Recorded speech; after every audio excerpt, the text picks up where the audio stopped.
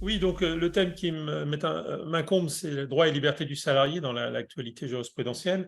Alors, je vais parfois partager l'écran pour montrer quelques slides de support que j'ai déjà utilisés pour l'ISTO d'ailleurs. Si vous voulez, je pourrais faire un support spécifique que je vous enverrai pour nos amis ensuite, parce que je ne vais pas utiliser énormément de slides. Simplement pour introduire mon propos avant de partager l'écran, la question des droits et libertés des salariés, je dirais que bon, elle a probablement toujours existé avec l'apparition du travail dépendant, mais on en a pris une conscience aiguë probablement au moment des lois Auroux en 82, puisque bon, outre la thématique de Jean Auroux et son rapport sur l'introduction d'une nouvelle citoyenneté dans l'entreprise, il avait souvent expliqué que le salarié qui est citoyen dans la cité restait citoyen dans l'entreprise et que donc cela lui permettait de devoir reconnaître un certain nombre de droits, de libertés.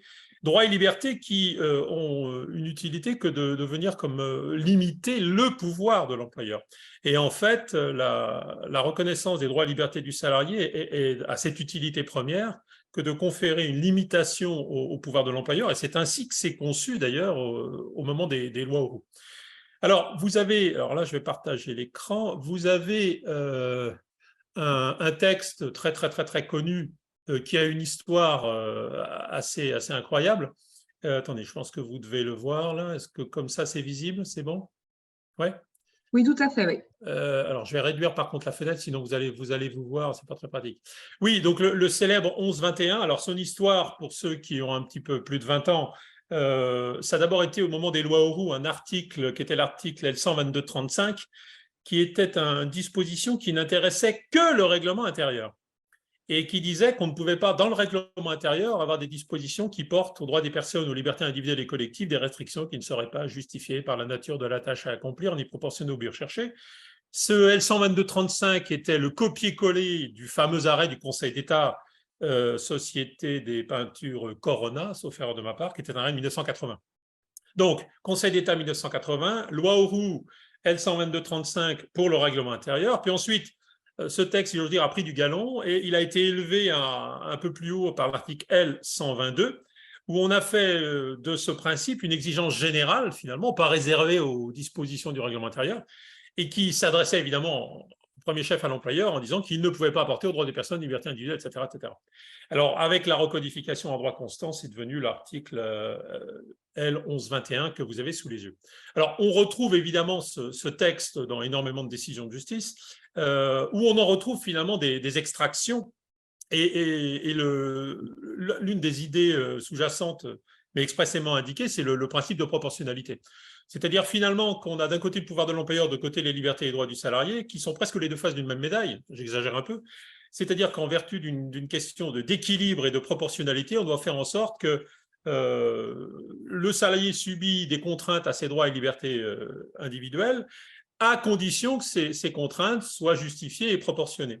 Et par définition, de toute façon, même les droits fondamentaux et libertés fondamentales ne sont jamais absolus. Ils ont toujours une portée relative, puisque, comme le dit la Déclaration de 89, la liberté consiste à faire tout ce qui ne nuit pas autrui. C'est-à-dire qu'il y a un moment où ma liberté va rencontrer celle d'un autre, et c'est à ce moment-là que ma liberté va connaître une limite. Donc, par hypothèse, une liberté se révèle en quelque sorte lorsqu'elle rencontre un mur, une limite, c'est-à-dire la liberté d'autrui. C'est presque sa raison d'être.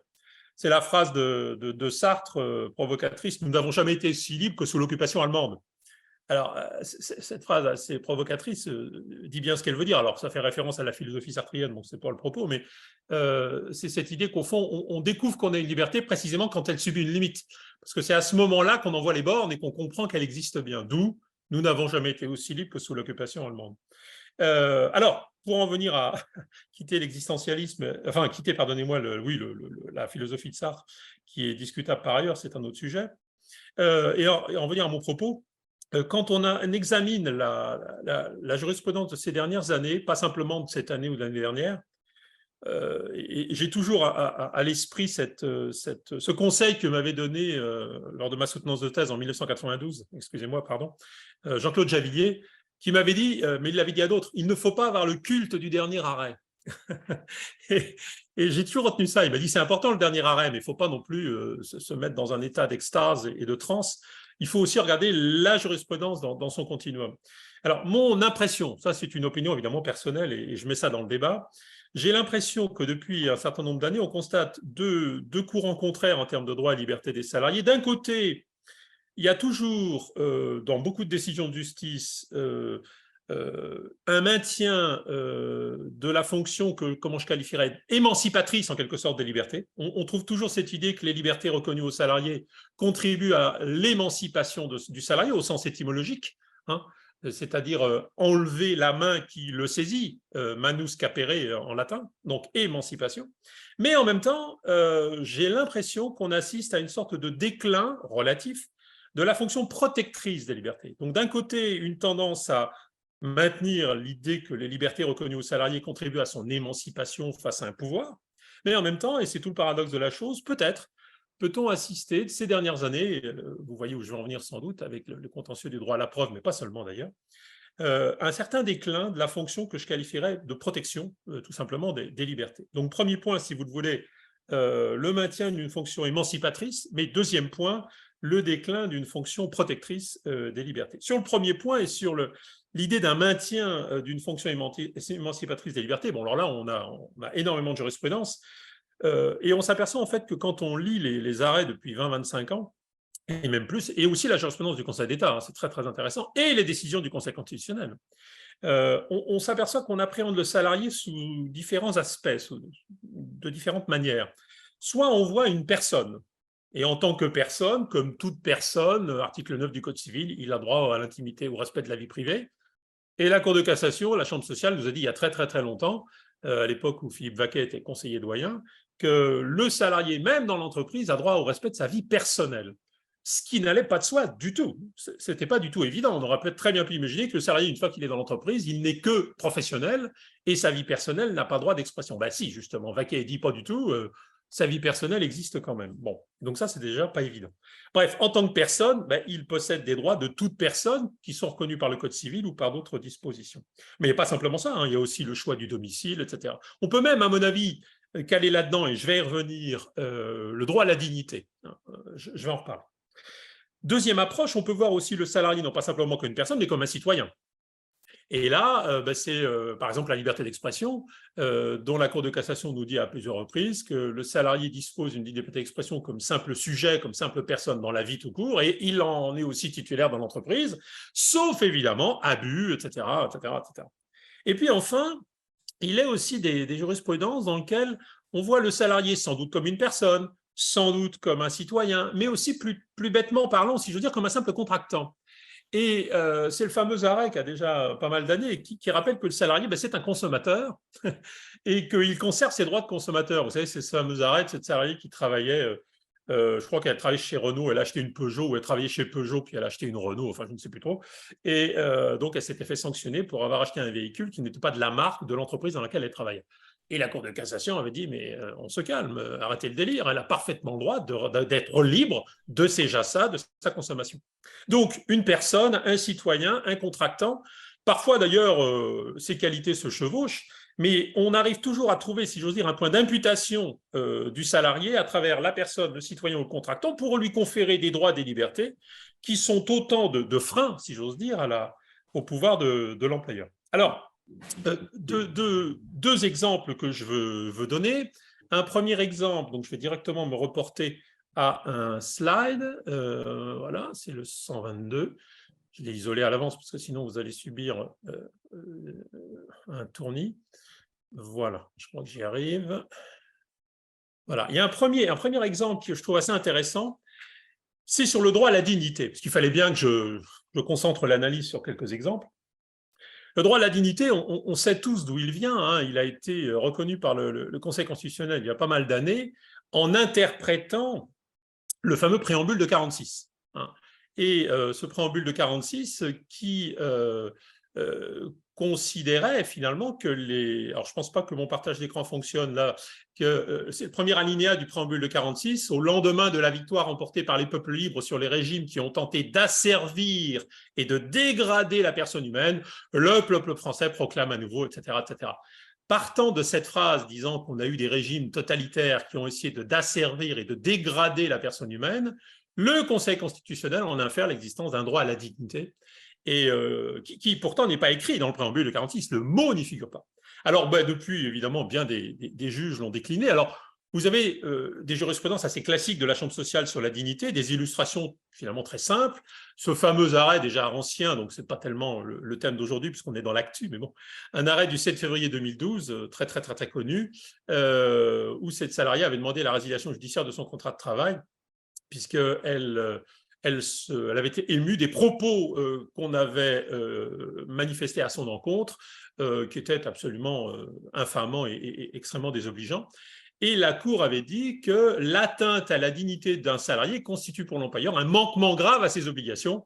Et elle avait d'ailleurs censuré la Cour d'appel qui avait considéré que les propos de l'employeur étaient finalement acceptables. Donc, droit à la dignité consacré pour le salarié afin de justifier qu'il agisse en résiliation judiciaire et de considérer que l'employeur a manqué à ses exigences par ses propos dans lesquels il traitait de manière absolument ignominieuse la salariée en question. Donc ça, je dirais, c'est presque du classique. Et puis, on en a eu une manifestation beaucoup plus récente qui, personnellement, me laisse assez perplexe. C'est un arrêt du 8 février 2023 concernant, vous savez, cette entreprise qui avait eu une dérogation pour continuer d'utiliser l'amiante, mais qui avait continué d'utiliser l'amiante au-delà de la période de dérogation autorisée par autorité administrative. Donc, qu'il y ait violation de la réglementation administrative, cela ne fait absolument aucun doute.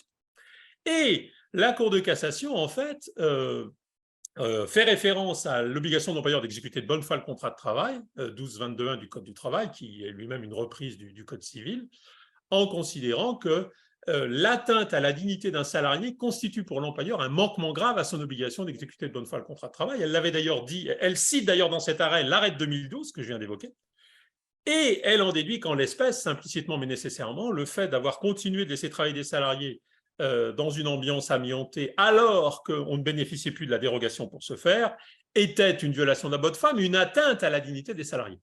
Et autant violation de la bonne foi, ça ne me choque pas, autant l'atteinte à la dignité, j'ai un petit peu plus de mal à l'entendre, sauf avoir une conception extrêmement générale de la dignité, et on peut considérer, moi le premier d'ailleurs, avec Michel Minet, on a beaucoup écrit là-dessus des différents ouvrages dans lesquels on considère que la dignité est une sorte de fil rouge sous-jacent de la protection de tout être humain en quelque sorte. Mais le problème de la dignité, c'est que, je crois que c'est Kant qui disait qu'il y a deux approches de la dignité. Soit c'est la dignité de Madame Chambier, Monsieur Bernard, subjectivement appréhendée, ma dignité, soit c'est la dignité de l'être humain, et ce qui fait que... Donc c'est l'arrêt du Conseil d'État sur le lancer nain qui considère que c'est attentatoire à la dignité qu'une municipalité organise comme ça des festivités où des nains acceptent d'être projetés comme ça. Bon. Alors que les nains eux-mêmes étaient tout à fait favorables à ça, ils avaient signé les contrats, ils étaient d'accord, et que moi, pour avoir interrogé une personne qui est naine dans mon université, je lui avais parlé de cette affaire, et elle m'avait répondu avec un brin d'humour, elle me dit « c'est bien une conception de grande personne, ça ». Elle m'a dit « il faut bien être grand pour dire un truc pareil ». Elle dit « c'est notre problème si on veut faire ». Alors donc, vous avez un tiraillement entre la dignité de l'être humain et ma dignité telle que je la conçois moi, qui fait qu'on hésite. Mais là, pour moi, on n'est même pas sur ce terrain-là, sauf à considérer qu'il y aurait une conception très sublime de la dignité. Je ne vois pas vraiment en quoi la violation de l'employeur de la réglementation en termes d'amiante, qui est absolument incontestable, hein, ce n'est pas le sujet, porte atteinte à la dignité. Je vois qu'elle porte atteinte à la santé du salarié. Ça, il n'y a pas là-dessus, oui. Dignité, j'ai un petit peu plus de mal, et je mets ça dans le débat, on pourra en parler après si vous le voulez. Le deuxième exemple que je veux donner, et je regarde mon timing, j'arrive bientôt à la moitié de mon temps, donc je vais bientôt aborder ma deuxième partie, je vous rassure. Le deuxième exemple que je veux donner, c'est sur la liberté d'expression, qui est aussi un classique. Alors là, je vais me reporter à un autre slide qui est un petit peu avant. Voilà, le slide numéro 113, je pense que vous l'avez. Alors, je vous rappelle, sans remonter aux origines de l'humanité, la consécration d'ailleurs extrêmement malhabile dans cet arrêt-là, c'est le fameux arrêt Claveau du 28 avril 88. En fait, cet arrêt Claveau, c'est une erreur de casting parce que comme Gérard Couturier l'avait commenté à la revue de droit social en expliquant qu'il s'était complètement planté dans la motivation, puisqu'il faut référence au droit d'expression, alors ce qui n'a absolument aucun rapport. C'est la liberté d'expression du salarié qui était en cause ici, Bernard Claveau, ouvrier caoutchoutier qui travaillait à Dunlop Sumitomo à Montluçon et qui avait répondu à une une interview d'un journaliste dans l'Humanité en révélant ses manières de bosser. Les Japonais avaient très très mal vu l'affaire et l'avaient licencié. Et puis, on avait consacré la nullité du licenciement du salarié, mais c'est un arrêt de rejet quand même, salarié qui n'était absolument pas protégé. Et la motivation, c'est que la droit d'expression du salarié, ici, avait été totalement malmené. Alors, depuis, la Cour de cassation a expliqué en long, en large et en travers qu'il ne fallait pas confondre droit d'expression sur les conditions de travail exprimées collectivement et la liberté d'expression, on le sait. Et elle le redit assez souvent aujourd'hui. Le salarié, sauf abus, jouit dans l'entreprise et en dehors de celle-ci de sa liberté d'expression qui ne peut être apportée à celle-ci que des restrictions justifiées, etc. Vous connaissez la formule. Bien. Ah, il y a un micro qui est branché. Il y a des micros qui sont branchés. Est-ce que vous pouvez couper les micros? Parce que j'ai un retour qui est... Oui, donc sur la liberté d'expression, voilà les enjeux. Alors, deuxième temps de mon exposé, de ma présentation, l'idée qu'il y aurait peut-être un déclin de la fonction protectrice des libertés. Alors, je m'explique. Il y a deux illustrations que je veux vous donner de cette idée d'un déclin relatif. D'abord, l'appréhension qu'on se fait du respect du principe de proportionnalité quand on appréhende la contradiction entre deux droits et libertés qui s'entrechoquent. La liberté du salarié et puis les libertés ou le pouvoir de l'employeur. On sait que c'est le principe de proportionnalité qui permet d'équilibrer et de peser les enjeux pour voir si la contrainte subie par le salarié dans sa liberté est proportionnée, justifiée, etc. Et puis, il y a un deuxième élément, c'est cette idée que plus globalement, on instrumentalise, à mon avis, de plus en plus les libertés fondamentales. Alors ça, c'est quand j'étais avocat, je l'ai vraiment vécu, et je ne le suis plus, mais je m'en souviens encore. Alors, premier point, sur le principe de proportionnalité, c'est évidemment toute la jurisprudence sur le droit à la preuve. Alors, il faudrait y passer 1 heure, donc je n'ai pas le temps. Il est déjà 10h47. Vous avez deux séries d'arrêts récents, 8 mars 2023 d'une part, et tout à fait récemment, 1er juin 2023, qui sont de la même veine en réalité, même s'ils ne portent pas exactement sur les mêmes thèmes. Vous savez les enjeux aujourd'hui du droit à la preuve. Qu'il y ait ou pas utilisation de l'article 145 du Code de procédure civile pour obtenir des mesures d'instruction in futurum avant un procès et essayer d'abord de récupérer des preuves pour ensuite mener cette action, on a la jurisprudence de la Cour de cassation qui nous dit qu'au nom du droit à la preuve, on peut aujourd'hui très bien conserver dans le débat des preuves qui sont pourtant illicites, puisque le droit à la preuve le justifie. À condition toutefois que l'atteinte, notamment qui peut être suivie par la vie personnelle d'autres salariés, soit absolument indispensable au droit à la preuve. Alors, il y a un distinguo très subtil entre le caractère indispensable d'une atteinte quand la liberté personnelle est en cause, la vie personnelle est en cause, et le caractère simplement nécessaire de l'atteinte quand c'est autre chose que la vie personnelle. Laurence Péco-Révélé, quand elle était à la Chambre sociale, elle nous avait expliqué qu'il y avait une nuance, et je lui avais dit, ça ne va pas être simple. Elle me dit, non, mais ce sera le rôle du juge, selon que c'est simplement nécessaire ou absolument indispensable de peser tout ça. Alors, les arrêts du 8 mars 2023, comme d'ailleurs l'arrêt du 1er juin, les arrêts du 1er juin parlent du droit à la protection des données personnelles, et là c'est extrêmement intéressant, et notamment du fameux règlement général de la protection des données, en nous disant d'abord une évidence, c'est que le droit à la protection des données à caractère personnel n'est pas un droit absolu. Il n'est pas de droit absolu. Même le droit de propriété et l'ancien 544 du Code civil, c'est une erreur de ce point de vue-là. Tout droit est relatif, il a forcément une limitation, quelle qu'elle soit aujourd'hui. Ça, en soi, ce n'est pas tellement le scoop. Mais ce qui est intéressant, c'est qu'on nous donne une méthode que nous connaissons bien. D'un côté, le droit à la protection des données personnelles et de l'autre côté, la mise en balance avec d'autres droits fondamentaux. Tout ça à l'aune du principe de proportionnalité. Et puis, vous combinez à cela cette idée que toute personne doit avoir la possibilité d'accéder à son juge, d'accéder à un tribunal indépendant et impartial, d'avoir un recours effectif. Vous voyez où je veux en venir. Bref. Et les arrêts du 8 mars 2023 concernaient un système de mémoire de vidéosurveillance et il s'inspire en fait d'une position prise par les juridictions européennes peu de temps avant, une affaire concernant une entreprise espagnole dans laquelle un directeur de grande surface, ayant eu connaissance d'un véritable réseau de vols dans son entreprise par un certain nombre de ses salariés, avait annoncé clairement qu'il allait mettre en place un système de vidéosurveillance. Et il avait consulté tout le monde était au courant, il le met en place. Ce qu'il ne dit pas, c'est qu'il met aussi en place des caméras cachées. Et avec ces caméras cachées, il prend la main dans le sac tout un ensemble de salariés. Et la Cour avait dit, écoutez, c'est très grave, c'est une atteinte, mais qui s'explique parce que l'employeur ici n'a pas d'autre solution pour démontrer qu'il est l'objet d'une organisation qui cherche à voler énormément de marchandises dans le dit magasin. Ces arrêts sont connus, je n'ai pas le temps de développer parce qu'il faudrait faire une analyse beaucoup plus approfondie, parce qu'ils confèrent de la part de la Cour de cassation une méthode au juge du fond sur la manière de faire. Vous avez d'abord, premier temps, s'interroger sur la légitimité du contrôle mis en place par l'employeur, et s'il y a des raisons concrètes qui justifient, en l'occurrence, le recours à une surveillance.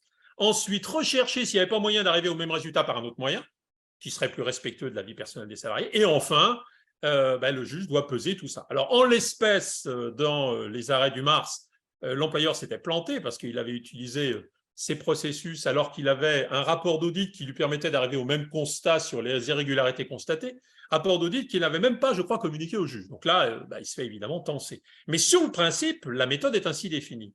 Méthode qu'on retrouve dans un arrêt du 1er juin 2023, où je crois d'ailleurs qu'il y a plusieurs arrêts, mais il y en a au moins qui est mis en avant, qui reprend exactement les mêmes attendus de principe. Le droit à la protection des données à caractère personnel n'est pas un droit absolu, et il faut les mettre en balance avec les autres droits fondamentaux. Mais là, il s'agit d'un contentieux de discrimination qui permet à des salariés qui s'estiment victimes de discrimination, en utilisant 145, de récupérer tout un ensemble de pièces, y compris d'ailleurs des pièces qui ne sont pas forcément anonymisées, tout ça au nom du droit à la preuve. Alors, je crois que c'est l'un de mes collègues, Grégoire Loiseau, dans la semaine juridique, a commenté cet arrêt en considérant qu'il allait trop loin et qu'au fond, il ne maintenait pas l'équilibre et qu'il estimait qu'au nom du droit à la preuve, on allait vraiment trop loin dans l'atteinte au respect de la vie personnelle. Alors, vous les avez sans doute tous déjà lus, mais enfin, en examinant ces arrêts, on retrouve l'idée selon laquelle la production d'éléments qui portent atteinte à la vie personnelle est recevable dès lors que cette production est absolument indispensable à l'exercice du droit à la preuve et que l'atteinte subie reste proportionnée. Bon. Et simplement, en l'occurrence, il s'agissait d'un contentieux de discrimination qui fait que la Cour peut parfaitement récupérer, contraindre l'employeur à fournir tout un ensemble de pièces qui sont absolument considérables. Et on peut se demander d'une certaine manière, finalement, si il n'y a pas un excès ici de la part des juges, et ils utilisent l'article 145 comme on pourrait le faire dans une procédure pénale pour avoir une mesure d'investigation générale. Et c'est ça, en fait, qui peut inquiéter. C'est le manque de proportionnalité dans cette affaire. Dernière chose, enfin, que je voulais dire, c'est la question de l'instrumentalisation, vous disiez, c'est mon deuxième temps, l'instrumentalisation des libertés fondamentales à travers, finalement, l'instrumentalisation de la nullité du licenciement. Je fais référence ici, évidemment, aux situations dans lesquelles le barème Macron n'est pas applicable, c'est-à-dire, donc je reprends les fameux arrêts du 11 mai 2022, et nous connaissons tous ce qu'ils ont consacré, la validité du barème. D'ailleurs, la Cour a rendu des arrêts plus récents dans lesquels elle casse des arrêts d'appel qui ont voulu s'affranchir du dit barème, sans qu'elle rappelle sa jurisprudence là-dessus. Ce qui est intéressant, c'est que pour justifier que le système mis en place par le barème Macron satisfait finalement aux exigences générales, elle utilise l'existence d'un cas de nullité du licenciement qui exclut l'application du barème et qui permet aux salariés d'avoir une indemnisation plus substantielle. C'est-à-dire qu'elle justifie la pertinence du barème Macron en utilisant l'hypothèse où il n'est pas applicable, ce qui est assez, à mon avis, assez curieux. Toujours est-il que le barème Macron incite beaucoup d'avocats aujourd'hui, s'ils défendent des salariés, à l'éviter.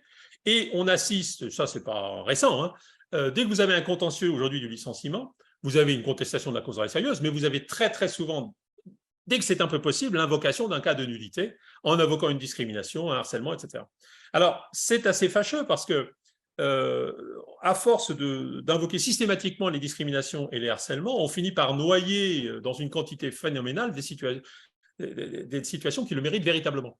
Et pour vous connaître un bon nombre de magistrats, des conseillers prud'hommes, des conseillers de chambre sociale, je ne suis pas certain que c'est ça ce qui serve la cause de la défense des victimes de harcèlement et de discrimination. À trop vouloir invoquer sans cesse une discrimination et un harcèlement, on finit par ne plus discriminer et distinguer la vraie de la fausse victime. Et j'en arrive à considérer, ce qui n'est pas une idée absolument originale, qu'on finit par instrumentaliser la nullité du licenciement, ce qui pour moi évidemment est un crève-cœur, parce que j'ai fait ma thèse là-dessus en 92, à l'époque il n'y aurait pas grand-chose, où la nullité du licenciement était une sorte de Rolls-Royce du licenciement. Ce n'était pas simplement une super absence de cause réelle sérieuse. C'était un licenciement attentatoire aux libertés fondamentales. D'ailleurs, la Cour de cassation le dira en 2000 et 2001. Tout licenciement est nul dès lors qu'il y a un texte express ou dès lors qu'il y a atteinte à une liberté fondamentale. Et ce qui est un peu dommage aujourd'hui, c'est que pour des raisons d'évitement du barème, on invoque sans cesse des cas de nullité et on prétend sans cesse que des libertés sont en cause. Ce qui est parfois vrai, mais pas toujours vrai. C'est finalement un peu dommage. Alors, tout ça est assez ironique parce que quand on voit aujourd'hui l'indemnisation à laquelle on a droit en cas de licenciement nul, c'est en fait l'indemnisation à laquelle on avait droit en 1973 pour un licenciement sans cause réelle sérieuse. La loi du 13 juillet 1973, lorsqu'un salarié a plus de 10 ans plus de 2 ans d'ancienneté dans une entreprise, non, de plus de 10 salariés, il avait droit, en principe, à une indemnité égale au minimum aux 6 derniers mois de salaire. Bon, c'était ça le tarif de l'absence de cause. C'est devenu le tarif du licenciement nul, ce qui prouve quand même une baisse d'exigence qui, à mon avis, est assez fâcheuse. Voilà, j'ai probablement été un peu rapide, vous me pardonnerez, mais je suis tout oui pour nos échanges et nos questions. J'espère avoir au moins traduit ce que je voulais vous dire.